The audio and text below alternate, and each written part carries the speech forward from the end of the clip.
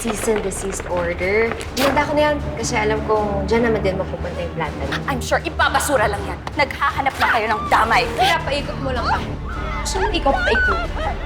Tulad ng ginagawa niyo sa Nexcelsior Vicen. Kitang-kita naman na nagbabait-baita ka lang. Pero ang totoo niya, gusto mo lang makihangti sa yaman ni Franco. Manang-manap talaga sa nanay mo. Akala mo, nagmamagandang loob. Pero actually, gusto lang landiin si Frank. Ano nangyayari? Yung anak mo sa labas. Hindi ka aalis, ha? Nakausapin ko yan si Natalie.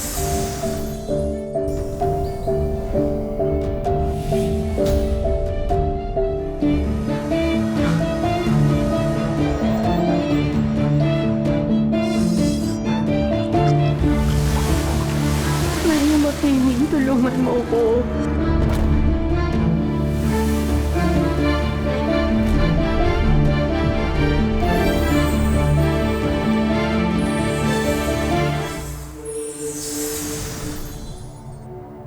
Patunay yan na wala siya sa tamang katinuan.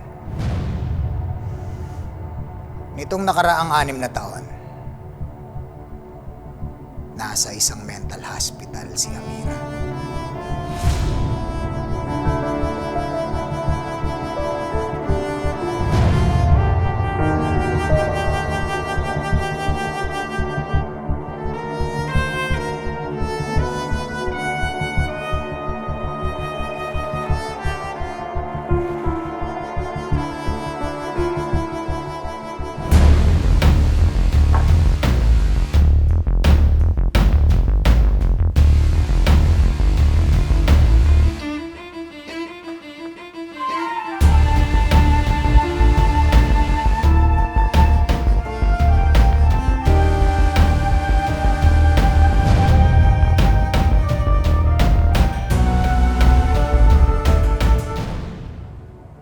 Napakaganda naman ng mga sandatan yan, Amira.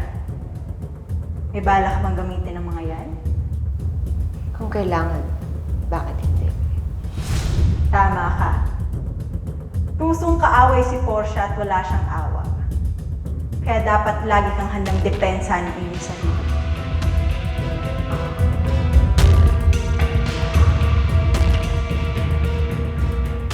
Matibay na ako ngayon, Maria. Kaya ko nang kalabanin ng mga Tera at ang Crazy Five.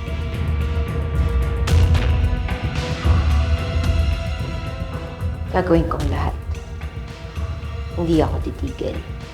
Dahil hindi pa ako tapos maghiganti.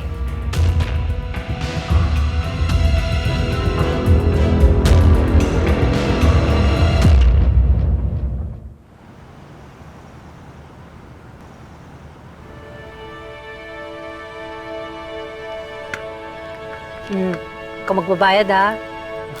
Ito pa talaga. Oh, bakit naman ganyan ka makatingin? Dito pa talaga ako niyaya. Bakit? Porke ba anak na ako ni Franco Terra? Bawal na dyan? Hindi naman.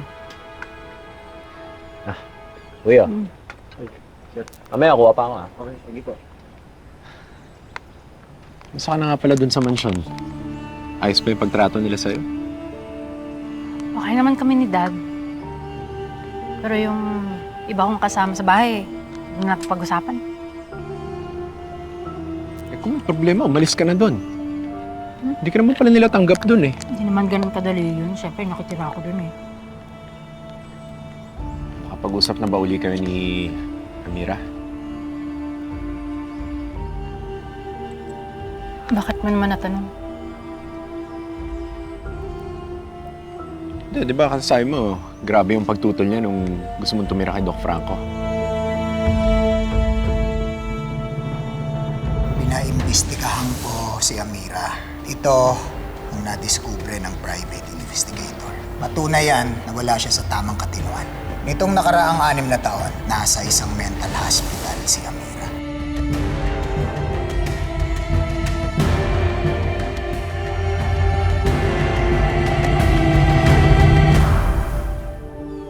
Rose, ayos ka lang? Oo naman.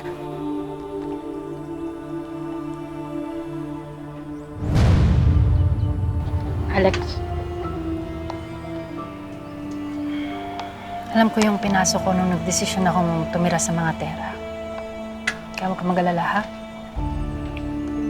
Rose, maalis mo ba sa akin hindi mag-alala?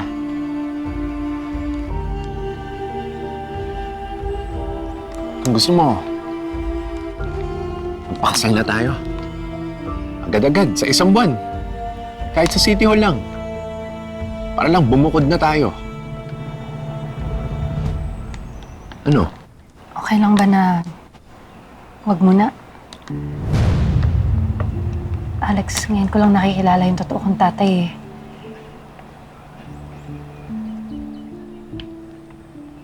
Ikaw bahala. Pero huwag na natin patagalin to, ha? Sa susunod na buwan, dapat ikasal na tayo agad. Pag-isipan mo yan.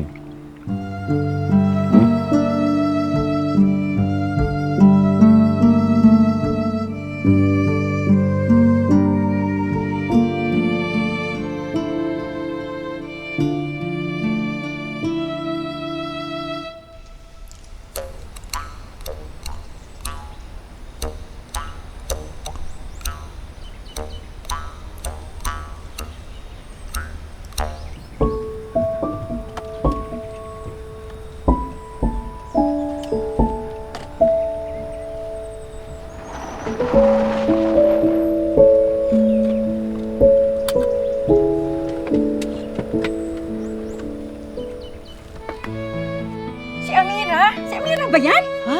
Si Amira nga! Uy, Amira! Naku, Susan! Ah, ikaw na ba yan? Oo, kumusta ho? ang laki ng pinagbago ni Amira! Ay, oo, Ate Ana, kumusta ho? Si Mang Estong ho pala. Ay, sandali. Estong? Estong! Naku, may bisita ka! Estong? Naku, magugulat ka kung sino nandito. Sino ho? Oh, di ba si Amira? Amira! Kumusta ho? Naku, nakakaya naman. Dinayo mo pa ako rito. Hindi naman ho. Eh naman, kumusta biyahe? Matagtag ho. Medyo sira ho yung kalye niyo eh, no? Naku, pasensya ka na. Ang dami kasing dumadaang truck dito eh. Ayos lang ho yun. Ah, alika. Upo ka muna. Sige ho. Ay, alika. Naku, alam ba ng opisina mo na nagpunta ka dito? Ay, salamat ho. Kasi baka may kumontak sa'yo. Walang signal ang cellphone dito. Okay lang ho yun, Mang Estong. Gusto ko rin po makamusta yung mga dati nating kabarangay. Sabi nyo, marami-rami rin nag-relocate dito. Umalis kami sa Oriente kasi baka magkasakit lang kami kung mananatili kami doon. Katabi lang namin ang planta ng Nexcelsium eh. Nasabi ba sa'yo ni Estong kung ano nangyari kay Becca? Opo. Mang Estong, may nakausap na nga po pala akong reporter. Gagawa daw po siya ng article tungkol doon sa planta ng Nexcelsium. Para makita din ho ng local government na dapat ipasara yan. Naku, tama yan. Para malaman ng mga tao rito kung ano nangyayari sa paligid natin. Kagaya ko, madalas ako magkasakit. Yung tiyan ko. Tapos ngayon, yung hita ako namamanhid. Nako, ganyan-ganyan din yung mga naramdaman ni Becca bago siya mamatay. Huwag na ho natin patagalin yan. Mamaya ho, sumabay na po kayo sa akin. Dadalhin po kita sa pinakamalapit na ospital. Naku, salamat, Mira. Walang anuman ho. Mang Estong, baka may kilala pa po kayong nakakaranas ng sintomas. Sabihan niyo lang po ako, ha? Sige.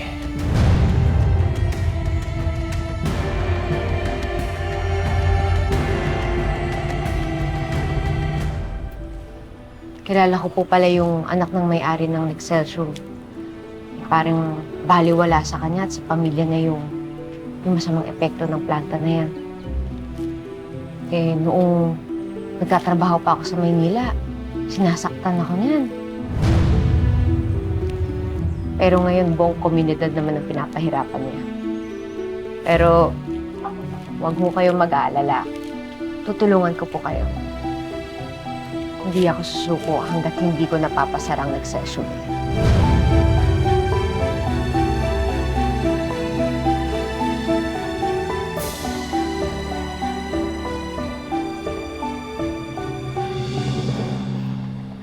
Nakakatuwa kanina na makita si Amira. Asensado na. Tapos ang ganda-ganda pa. Totoo yan, Mare. Pero kahit nakakaangat na, parang walang nagbago sa ugali niya. Palabati pa rin at mabait. Naalala mo noon, talagang handang tumulong si Amira. O, di ba siya pa ngayon ang gagamot sa atin sa Oriente? Kahit wala tayong pambayad? Kaya alam mo, nagkaroon ako ng pag-asa na mapapasara na yung Nixelsium na yan. Kasi alam ko, gagawa ng paraan si Amira. Matulungan lang tayo. Tama.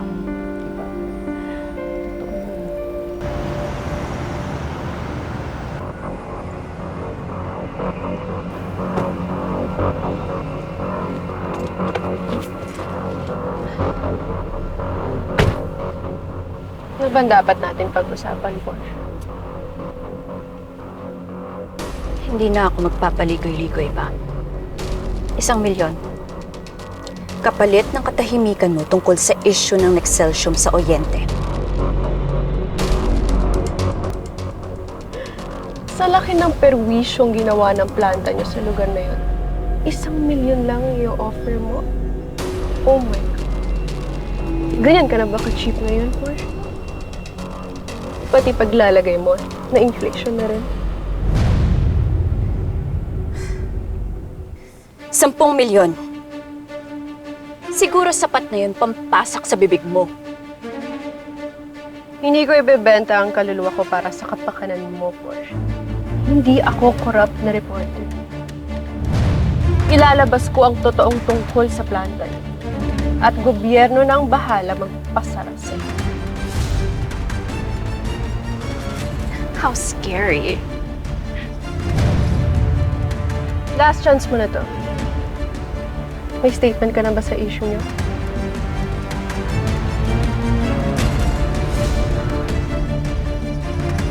Fine. Dodoblehin ko yung offer ko. 20 million. Kahit mag-resign ko bukas, pwede mo nang gawin. Tanggapin mo na para wala tayong problema.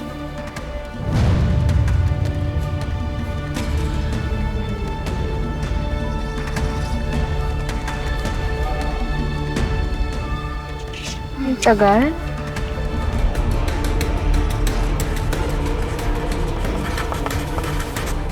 Pwede pa kabilis.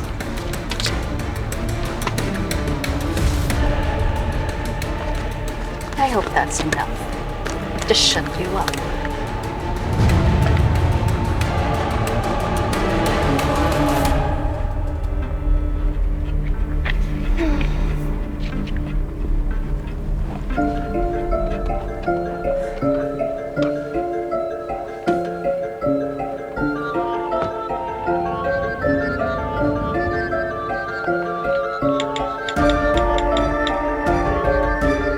Hello, Amira.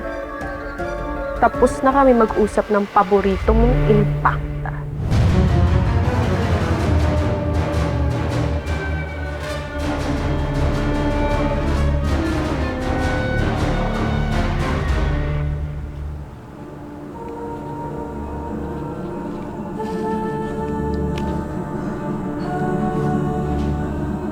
Dad, Ang sabi mo sa akin, naayos mo na yung problema natin sa reporter. Eh ano to? Bakit pinapasara yung planta sa Oriente? what? Anong what? Closure order yan sa kapabayaan ko. Simpleng problema, hindi mo magawa ng paraan. Ha? Anong klaseng CEO ka? Milyon-milyon na mawawala sa atin kapag nasara yung planta. Alam mo, habang tumatanda ka, nagiging bobo ka.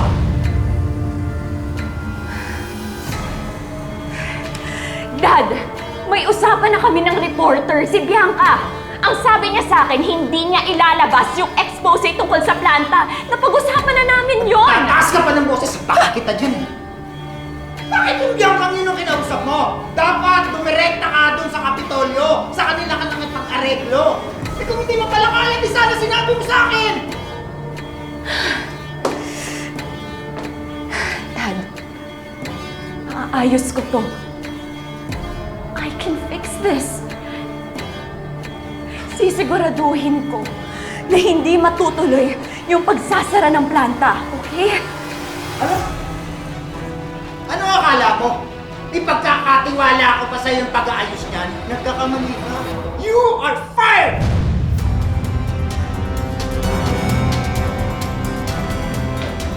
Han, if Portia's not the CEO anymore, who would it be? Will it be Seb? Seb, isa pang tanga yun eh. Hindi siya ang papalit sa kapatid niya. Dahil malamang, mas malulugi kumpanya natin pag nagkataon. Babawiin ko ang posisyon. Ako ang magiging chairman at CEO ng Nexcelsium.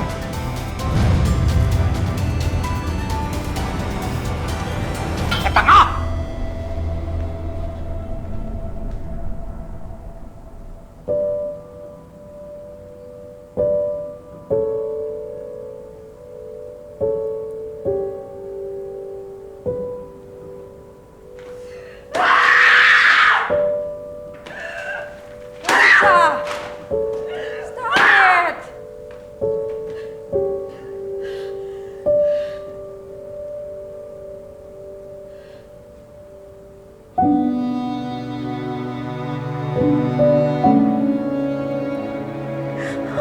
All my life, I devoted it para sa kumpanyang to. Tapos, natanggalin ako ni Dad. Ganun lang. Susie, it's okay. Madami ka pa namang magagawa outside of Nexcelsium. Baka sign mo na to na kailangan mo na magpahinga. Sign, Maxine. Sign? Maybe it's your sign to shut up. Maxine, Dad just fired me. Tinanggalan niya ako ng posisyon bilang CEO. You think I'm fine? Madama lang ako. Pinaghirapan ko. Pinatunayan ko yung sarili ko kay Dad para makuha tong posisyon na to.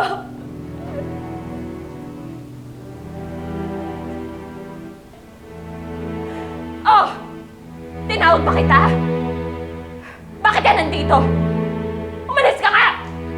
Natawag ako ni Doc Franco para i-escort ka palabas ng building. Anong i-escort? Ginagawa mo! Bitawan mo ako! Ka na. Hoy! Ginagawa mo! Bitawan mo siya! Ka na. Bitawan mo nga ako! Hindi ka na. Bitawan mo siya! Dad! Bitawan mo siya! Dad! Dad! Dad, you're changing your mind, right? Isip ko, naiinip na ako kung bakit nandito ka pa eh. Lumayas ka nga dito! Wala ka silbi! Dito ka! Ano? Di ka lalayas? Gusto mo alat ka rin kita? Umalis ka na dito! Portia. Huwag mo siyang lapitan kung ayaw mong tayo magkaproblema. Nagkamali ako ng pagpili sa'yo. Kaya lumayas ka na!